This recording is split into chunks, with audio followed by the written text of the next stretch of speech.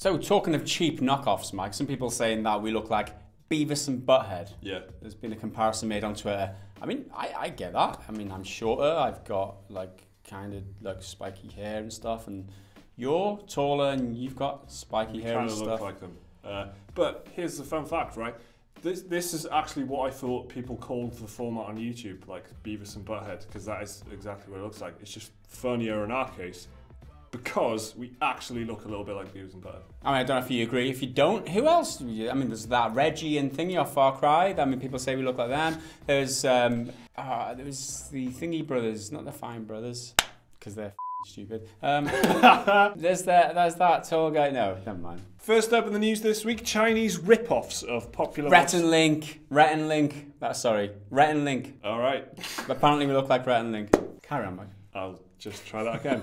First up in the news this week, Chinese rip-offs of popular Western games are a dime a dozen these days. Overwatch, Counter-Strike and Battlegrounds are some of the biggest games to be cloned recently, and most of the time those clones are a bit shit. They're usually obvious imitations with much less care and attention to detail than the original thing. But the other day the trailer for a mobile PlayerUnknown's Battlegrounds knockoff made its way online, and surprisingly it doesn't look too bad. The knockoff in question is an officially licensed Terminator game, as in like the actual Terminator franchise. But it looks almost identical to PUBG. I mean, if you thought Fortnite Battle Royale was bad, then this just takes the biscuit. The knockoff has the same UI, similar character models, and the gameplay looks like an almost one-to-one copy of PUBG. And this PUBG clone is particularly noteworthy because graphically it's comparable to the real thing, despite the fact it runs on mobile. Impressively, it also supports up to 48 players and it's free to play. But bad news for anyone who fancied a spin on this game, because it is only available in China and there's no planned Western release. That is because they would get sued the f out of. What's really funny about this is that I think it was Liam that pointed out in the office, and he was like, "Oh, there's this thing that kind of looks like Battlegrounds is a Chinese clone," and my gut reaction was, "I bet it looks shite." And I looked at it and I was like, "Oh, that's all right. That doesn't look too bad." Honestly, check it out. I mean, we'll put a link in the description. I'm sure we had some footage over the voiceover there for you to see, but it doesn't look too bad. It's a good chance that it runs smoother than PUBG at the current state, and also it's probably got less microtransactions in its current state, which is quite ironic considering you'd expect more in a mobile game. That's just speculation, but also earlier this week it emerged that most of the stuff in Gran Turismo Sport wouldn't work unless you're always online. Despite that little caveat, many fans were still excited for the game and to try it in VR. But was the version shown during promotion the same as what released with the game? Well, no, apparently. In a now removed video featuring prominent race car drivers promoting the game's VR mode, the footage showed players racing against multiple other drivers. However, when the game came out, players found out they could only race against one opponent in VR. We understand the lack of races in the VR mode is due to the fact that VR is pretty demanding, and more opponents would bring the game performance to a halt. But this doesn't answer why the promo video made false claims about the number of races on the track in VR. The simplest theory is that the performance in VR mode wasn't acceptable before release, and they subsequently reduced the number of races. Maybe they wanted multiple races and actually had it running, but just not well enough. In the promo video, the professional drivers mentioned how they could turn their head and see the car go past them. That's right, the car. A single car. Not multiple cars. We think it's possible that the drivers played the final version, but their words were edited next to either pre-release footage that included more drivers or footage of non-VR parts of the game. And since the video has now been removed from the PlayStation YouTube channel, it seems that PlayStation didn't want anyone to notice this little discrepancy. So we found the original video because once something's on the internet, it's there forever. Okay, they can't hide it anymore. These racing drivers, I don't know the names because I'm not a racing fan, they're talking through the game, right? And he's talking about turning his head and looking at a car behind it. And that's interwoven with footage from the game. And now the footage that's showing is showing multiple cars, and everything that's cut in between his voiceover describing the game, it shows multiple cars. That is completely not representative of the game as they released it. So this is why they took it down, because it gives a really bad impression, false impression that that's what the game is like in VR, when it's completely not. That's the kind of thing that might be a common error on YouTube, just like a normal YouTube channel talking about the game, but when it's a promotional video that is meant to advertise the game, then it becomes false advertisement. It's just promising you something that isn't there. So whether it was an error or whether it was a deliberate little piece piece of, oh, you know what, there might be 2 races in there. You know, we won't know, I guess, we'll never find out. But the fact is they've taken it down now, which means they realised it was a problem. I think it just might have been an editing error. It could have been, yeah. Because if an editor is tasked with interweaving this footage and he just uses the wrong footage, or you're just not aware that there's limitations to the game,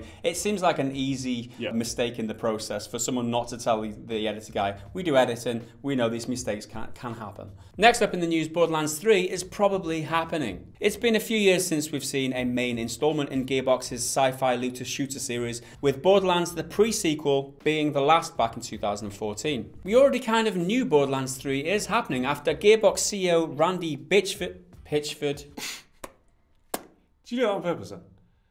That's quite funny. Man. No that comment. was f***ing seamless. Mr. Randy Pitchford teased it a while ago, saying that around 90% of the studio staff is, quote, working on the thing I think most of you guys want us to be working on. Well, now we've got something that cements that theory a little bit. Gearbox, the Borderlands creators, have recently started advertising for a writer for, quote, an unannounced AAA RPG hybrid with strong characters and central narrative thread. Gearbox want applicants to have published work in video games. Sorry, I completely lost it because I was just thinking about how good the hum was. I was like, I could be a voice actor with this hum. Like, you could use that soundbite for like the Sell it, you know what I mean? Just box it, get it on the stock library or something. People download it. Put it in their own YouTube videos. Gearbox want applicants to have published work in video games, comic books, web-based material, TV or film. So it's not quite Borderlands 3 confirmed, but we're getting there. Yeah, so it seems pretty obvious that that's what's happening. Randy Pitchford has been very keen to tease it, thinking that we'd all be super excited. To be honest, I'm like, all right, cool. The signs are so obvious, and they're even teasing it themselves, and they don't mind leaking stuff like this. That's quite obvious as to what it is. They just don't say that they're working on it because they have to control the hype in a certain way to keep the audience expectation exactly where they want it to be. And also in the news, Sony is set to release a game on the Nintendo Switch. The game Tiny Metal is an Advanced Wars-esque game which will be released on the PlayStation 4, PS Vita, PC and the Switch on November the 21st. The indie tactical battler is one of several upcoming titles to be published by Unties, Sony Music Entertainment's new recently announced games publishing label with a terrible name. Which is kind of weird in itself. I mean, Sony already has a huge games division with its own console and, well, whatever. Announcing the news, Sony said in a statement, quote, the name Unties comes from the thought to unleash the excellent talents of unique game creators all over the world, setting creators free from the various shackles of game publishing, named from the intention of releasing publishing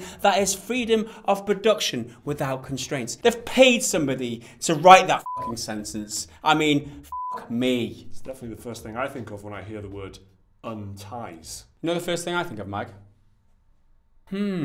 It's just kind of self-promotion of the new the Gareth Evans editing package. So it appears as though Sony Music is branching out into other avenues, and Tiny Metal is just the first in the list of games to be released across multiple platforms. But it does mean a video game platform holder, Sony, is producing and releasing games on different platforms. So it makes you wonder, what's the next step in this trend? Will Sony start a weird trend where we could get a Pokemon game released on the Xbox or Master Chief on a PS4? Nah. Probably not really. But it's quite interesting that they've not only started up a new kind of games division from their music division. What are you doing? You've already got a games division.